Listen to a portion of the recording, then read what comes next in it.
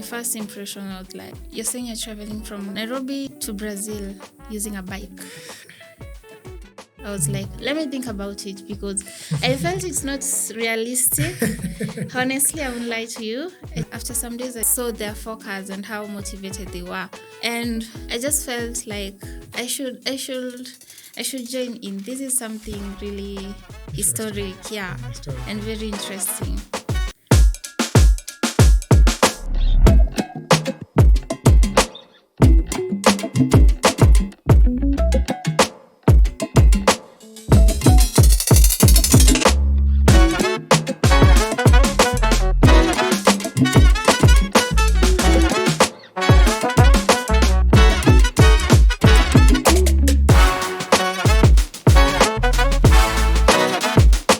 Hello everyone, welcome back to Life as a Young Activist Cycle for Hope series, where we are exploring the journey and the stories behind the Cycle for Hope initiative that is being executed and led by eBikes Africa and Wheels for Climate. Thank you very much for joining us. I am your host, Bay. And as we've had in the previous episodes, we are now exploring the second part of the series that is meeting the core team, the minds behind this initiative, the people who are supporting, who are mobilizing the community and the funds to actually have this thing really happen. As we know, we're going to be having 3 riders who are going to be riding across 5 African countries, over the Atlantic Ocean, into the Amazon, and to the heart of Brazil, Belém, for COP30. Today we are joined by one of the marketing specialists. She's also one of the social impact campaign leader. The campaign that you know of now has hashtag Cycle for Hope. Today she's going to tell us her part of the story, how she got into this initiative, and what does she hope to see from the accomplishment or the end of this project. Thank you very much for joining us, Brenda. Welcome to Life as a Young Activist. Thank you. Thank you for having me. Amazing. We all know what Cycle for Hope is by now. Maybe you could tell us a bit about yourself before we get into it. Who is Brenda? So Brenda is just a young lady who is passionate about environment and storytelling. Amazing. Creative storytelling. Amazing. Yeah. Creative storytelling. Could you tell us maybe what drew you into working with purpose-driven organizations like Wheels for Climate, e-bikes, and so much more? So I love expressing myself through design. So I believe that my skills can be pushed into maybe something meaningful or a cause. So when I was introduced to this initiative, I felt that joining the team just felt right. Because, of course, I know some of them. That is one thing. Yeah. And also me being passionate about the environment, and also about having the opportunity to tell a story through my creativity. I felt this is just something that I should do. Yeah. What's your personal motivation in supporting climate justice and sustainability campaigns, like, for instance, the ones that you're currently leading? Okay, so I believe that climate change is unfair. It's unfair to some people. So because some people are affected more than the others. So I want to bring attention to it and support where I can, because I just feel like if I can, I can't support like in a bigger mindset or something, but where I can support, I just support. Yeah. The little you can do, but maybe you might not underestimate the capacity of your impact, right? It is really interesting. Maybe we can talk about the work behind the movement. We realized one of the heart of this movement is the campaign and the marketing behind it, because now it's the campaign is it's more so just trying to build a community, people who would also believe in what you are trying to bring. Right, because if you're going to tell a community right now, hey, we are riding over 15,000 kilometers across African countries, meeting African communities, and then hearing from their experiences, hearing their climate stories, and with that we'll make a statement from which we'll present at COP30. That is something really powerful. And people will be like, okay, how do we champion this? How do we push this further, right? So maybe you could tell us what your role touches more often and behind the scenes, behind the movement. Okay, so every day is usually different. I can't say that I have a specific routine that I usually follow. So there's some days that they're just quiet and focused, and there's some days there are calls, editing, like, Brenda, can you do this? Can you edit this? Yeah. So every day for me is usually different. Some days are quiet, some days are really, really busy, a bit chaotic, but yeah. What was your first impression when you heard about this ride, this initiative? Okay, my first impression was like, you're saying you're traveling from Nairobi to Brazil using a bike. Like, you guys are traveling using a bicycle, and I'm like, okay, I told them first because they needed me to support them in a way, like, the social media part. I was like, let me think about it, because I felt it's not realistic. Honestly, I won't lie to you. I just felt like it's not realistic. But after some days, after some days, I just saw their focus and how motivated they were, and I just felt like I should join in. This is something really historic, Historical. and very interesting. Wow. The same thing. I think for many people who've interacted with the team, the riders, even themselves, this ride has been going on for a couple of years now. They've been trying it from 2023, 24, even 25, and it has failed 3 times for the past 3 COPs, right? And anyone who hears about this idea would be like, okay, just hold on for a minute. What are you guys saying again? Do you realize you're going to be passing across Tanzania? Yeah. You'll be riding past Mount Kilimanjaro, all the other coastlines. Exactly. And over all of that, you're going to go down to Namibia. Are you literally kidding me? Because I think for many people there needs to be a lot of work behind just the idea of campaigning the ride. Even the riders themselves need to develop their mental strength, the capacity in which to endure all of these things they're going to be going through. Yeah. Right? And what's the most important thing about your designs? So it takes listening, flexibility, and of course clarity. Yeah. You have to know the audience that you're speaking to, which type of audience is this, and how, I have to keep it simple and impactful too. True. So I have to do some research. I just don't go like, let me create this and this because I love it. Now, I have to look at my audience. What will make them engage more? Engagement. Yeah. Engagement. Now, when you come to messaging, how do you make the message resonate? Okay, so the answer to that is actually really simple. I just ask myself, if I saw this on my timeline, would I like it, or would it touch my attention or something?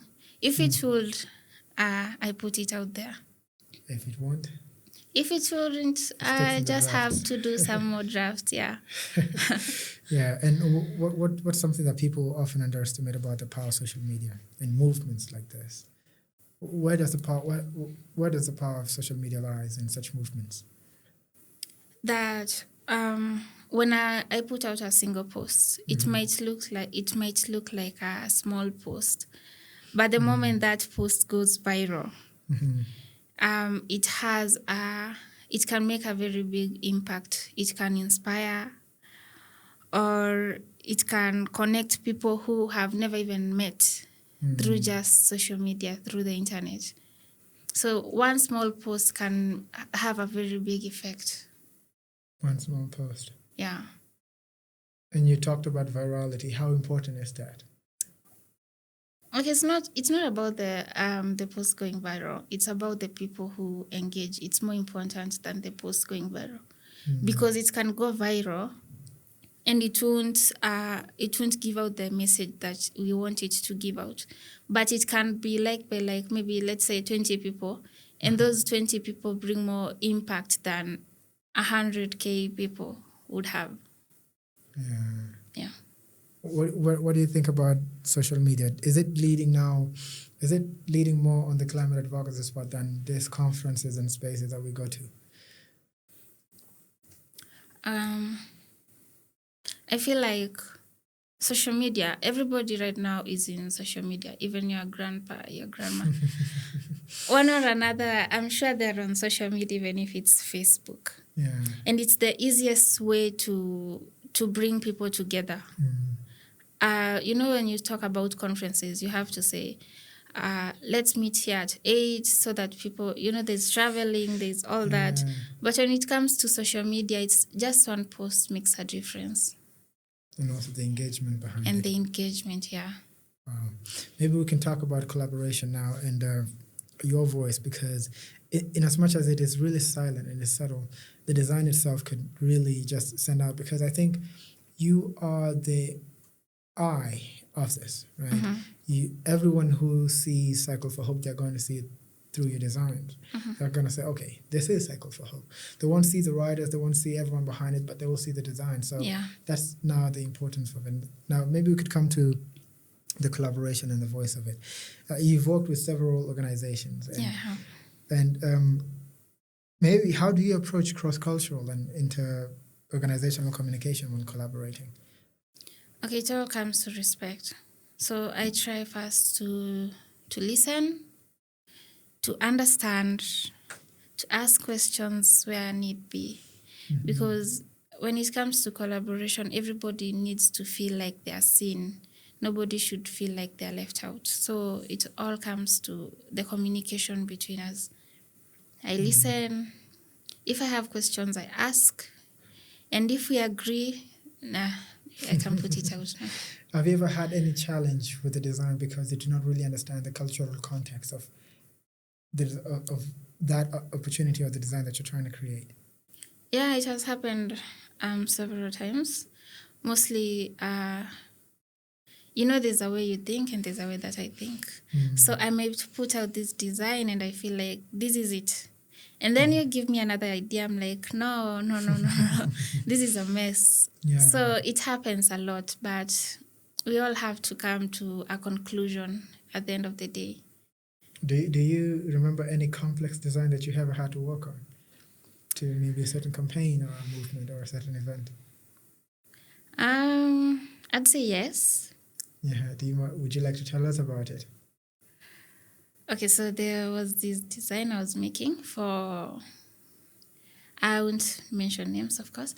So the lady is in space, climate and space. So she wanted a design that's more of galaxy-like, purplish. You see the purple stars and all. So I created the design, a very clean and decent design. But she wanted it a bit more messy, adding more words to it, more unnecessary description. And I just had to go with her own perspective, because at the end of the day, it's her campaign, it's not mine. Yeah. So sometimes you just have to lower your I won't call it ego, but your own expectations and just follow. Yeah. Because they know it. You like to think that they know it best, and also they know what they want. Yeah. They want, right? It's amazing, and I really want to build on this conversation. But what do you really hope for to see after this? Let's say the entire Africa comes together and they see how these young writers are taking on this initiative. What do you hope for after COP? So after COP, first I want them to be seen. When they reach to Brazil, and they give out their documentary or whatever they have to present, I want them to feel seen and get opportunities, because you never know. Anything can happen. They can, because they're young people, right? True. So they need to grow. Yes. So I hope all these, whatever they are doing, at the end of the day, they will have something worth it. Maybe a gig, whatever it is, like something they'll feel like, I got this because of what I did. Yeah. Wow. Being heard and feeling seen. Yeah, Right. that's it. That is really important. Mm-hmm. And have you what's the most fulfilling moment of you working in this initiative? So seeing people gang up, like come together to support them, that's just enough. Like it just feels nice about it. Yeah. It makes it, yes, we can do this. Yeah, that we kind can of do spirit. this. Yeah. Well, maybe because you are a creative and you've been in this space for a very long time, but there are more out there who are not, who don't find it within themselves to really step into the space. No one would really think that, oh, I could be a creative and also be in the advocacy space. Well, that's more the same thing. I could be a creative but also work in climate, social justice and all those stuff. But what would you tell them? What would you advise that one young creative who is unsure of stepping into the space? I would just say just start. Again, just start. Yeah, just start. Because if you overthink it, you'll never start. So just start. Wow. Just start. We had Mary earlier here, and that's exactly what she said. Oh, yeah, that's true. She just said just start. And she also had some really golden points saying, you need to start, and of course, you need to believe in yourself first. Yeah. Once if you believe in yourself and have confidence in yourself, then you give the others the opportunity to do the same. Exactly. Because who's going to believe in you if you don't believe in yourself? Yeah, and the overthinking part too. The more you overthink it, the more you postpone it. How many times have you procrastinated? A lot. I won't lie to you. I have a lot. Yeah. Do you have a pending task right now? Of course. Yeah, of course. That's usual. But I usually try to schedule my tasks. Yeah. Because if I don't schedule them, I'll not do them. Tell us about the task, maybe one of the few that you had to just cancel. I can't do this anymore. I'm just going to wait for something else. Have you ever had that experience? Yeah. Mostly when it comes to designing the bigger graphics, maybe like a pitch deck. Let me just say overall, if I'm sure it's not something that it's urgent, I might skip it. I might keep it putting forward.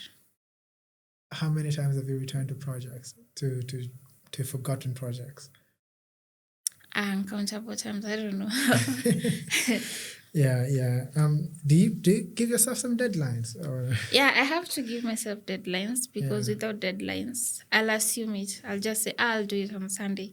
When Sunday reaches, I'm like, let me just try Monday. So I have to give myself deadlines. That is a really familiar part and something very common in the creative. Yeah. Yeah, in the lives of many creators out there. I think you also have the same. But yeah, we had this conversation, and it's really amazing because we're talking about the empowerment, and we're also talking about the role social media plays here. Because I think your work is more digital. Yeah. Right? You do it here. Of course, it has to come from you, from your soul, from your mind, being creative and just fueling it in that. So I'm really, what was one of those biggest thing that you never thought would go? Maybe you created a design and then it just blew up and you're like, whoa, okay. A lot of people liked it. What was one of those moments for you?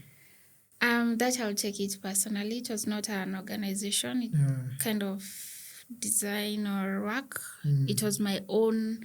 You see, there you just do something for fun. Yeah. I created something. I just went to sleep. By morning, it had like more than 300,000 impressions. Yeah, and I gained like 15K followers from that one post. Wow, what was it about? Tell us about it. It was just I have dreadlocks. So I just decided to post myself just spraying my hair, showing off my hair. It was just that simple. And then in the morning, I just find out, my post went viral. Why? I like, it doesn't make sense. Yeah, did you start having maybe calls and gigs from now and then after that post went viral? I did have some calls, but I had made a mistake. You know, when the post went viral, it's not that I sat down and said, I want to be a content creator and earn from it or something. So I never check my messages. After like 2 months, that's when I'm like, God, all these people are texting me and they want something, a collab or something.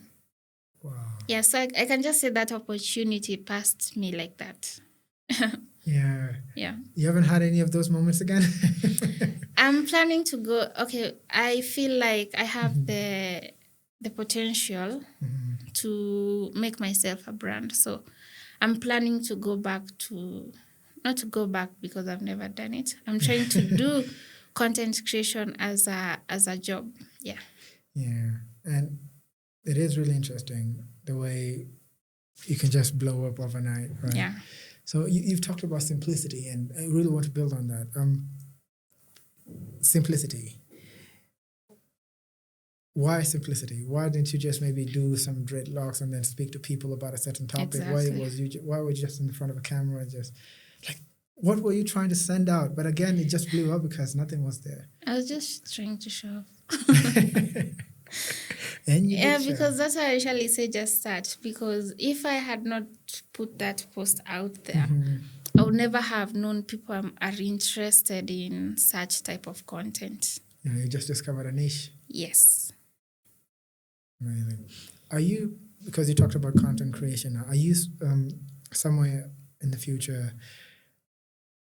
along the line looking at maybe doing content creation for as part of your advocacy?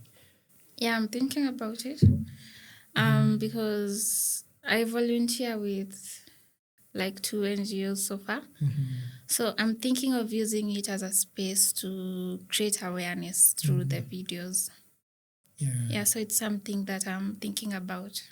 Which space among the advocacy spaces would you really go into and try to create awareness for? I'm mostly on the empowerment and the climate advocacy space. Why those two? I know the climate now comes with, because you actually talked about it, the Cycle for Hope, but empowerment. Empowerment, yeah. And when I talk about empowerment, it's not about speeches or something. It's more of helping where I can help. Like, for example, maybe kids who are not fortunate enough to have some materials in life. If I can, I chip in, such stuff. Amazing. Do you have any few ideas what your first 5 videos would look like? I don't know. I don't know yet. You have to sit behind that desk and then just, right. Amazing. So, yeah, I think we will be wrapping up now. I'm going to ask you this question. It's more so only for the creatives, right? Yeah. What is one communication tool you can't live without? I'd say Canva. I know it will have a lot of, if you're using Canva, you're not a real designer and all that. Who says that? Yeah, most of the graphic designers who use Adobe and other Photoshop. Yeah. Anytime you tell them you're using Canva to make your designs, they're like, you're not a real designer. But I'll just say Canva because with Canva, I don't have to be working so that I can use it. I use it for fun. Yeah. I can just be bored and then I just like be playing around with the elements. Yeah. So Canva is my diehard. Yeah. If the company says they're shutting down Canva, like they did TikTok the other day, what would you do? I'll just go back to my Photoshop. What did I do? So you have experience with Photoshop? Yeah, I use Photoshop. But I just use Photoshop for... It's not a daily basis. It's not on daily basis. Yeah. So I just say like Photoshop, I use it like 30%. And Canva, I use it 70%. the other 70% because it's more quicker. And you have to save time. So True. yeah. Yeah, it has a huge community as well. So Yeah, it kind of just holds you and supports you in the same way. So exactly. Canva is beautiful. And for all the Canva creators out there, yeah, pray that day doesn't come when Canva faces the fate of TikTok, right? Was it TikTok? Yeah, TikTok was Yeah. banned. Okay. Yeah, sure. Maybe you could have now, maybe give us the last, your parting shots. What maybe you told the youth to start, the creatives, but what's the message that you would like to give? It's just something. I'll just say be you. You, Yeah, you've just been be you and you. you got 15,000 K followers. Just 15K be. followers. Being you and Yeah, just I doing have the something with the followers, dreads. but I would not say that it's okay. That's my fault. But for now, it's just there.